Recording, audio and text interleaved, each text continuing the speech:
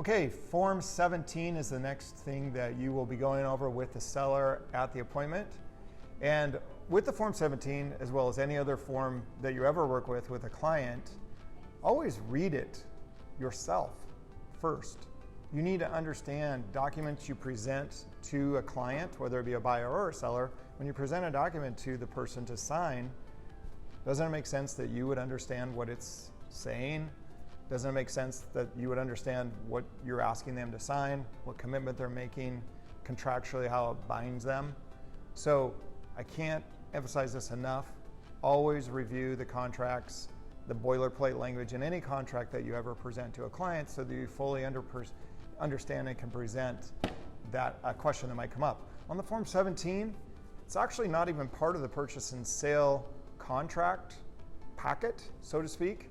So it's a separate form that's required by Washington state law.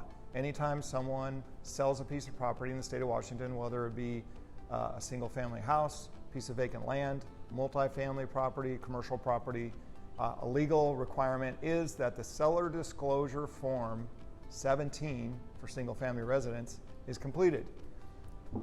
Be sure that you explain to the seller that we need to get this completed, get it signed and delivered to the buyer right after mutual acceptance. When the buyer receives that Form 17, they have three different boxes, three different lines that they can sign. They can sign on line number 1 that says that they acknowledge they received the Form 17 seller disclosure, and now they have 3 days to review the information and decide whether or not they're going to proceed.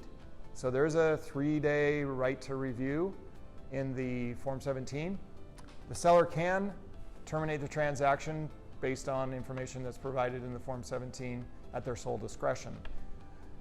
Line number 2 that the buyer could sign says that they've received the Form 17, acknowledging that, and that they're revoking their right to terminate the transaction based on any information found in the Form 17. And then the last line, line number 3 that the buyer could sign, says that we don't even need a Form 17. We don't care. Basically, the buyer signs it and sends it to the seller and says, we're good. So we don't even want it. Now, so when you give it to the seller, we don't know how the buyer is going to respond. So what we want to do with the seller is be able to walk them through what it is, what the Form 17 is, and that every box must be checked. There's going to be a box for yes, for no, I don't know, and not applicable. Every single box on the Form 17 for every question needs to be checked. If you don't check every box or sign in all the appropriate places and you deliver that to a buyer, they can basically say, we never received a completed Form 17 if any of those items are missed. So be very detail oriented when you're sitting down with your seller going through the Form 17. Now, you cannot complete the Form 17. The seller must complete it. You can be there to answer questions, but basically you're presenting it to the seller, answering questions along the way, but the seller is going to complete the check boxes and sign in the appropriate places. The main thing to emphasize to a seller is that the Form 17 is not asking you to go back to the beginning of time and guess what may or may not have happened in terms of surveys, in terms of fill dirt, those kind of things. What it's asking is, seller, during your time of ownership, do you have knowledge of, during your ownership, of any of these events occurring? Has the roof ever leaked? So sometimes the seller might go, well, yeah, I think it might have leaked back maybe in the 1930s because it was built in 1899. I don't know.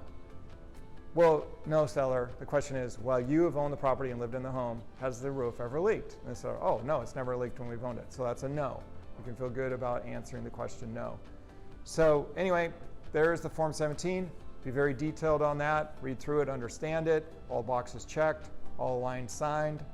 Be sure to make sure the seller initials the bottom of every page, including the last page, initials and dates. Okay, that's it. Good luck with Form 17.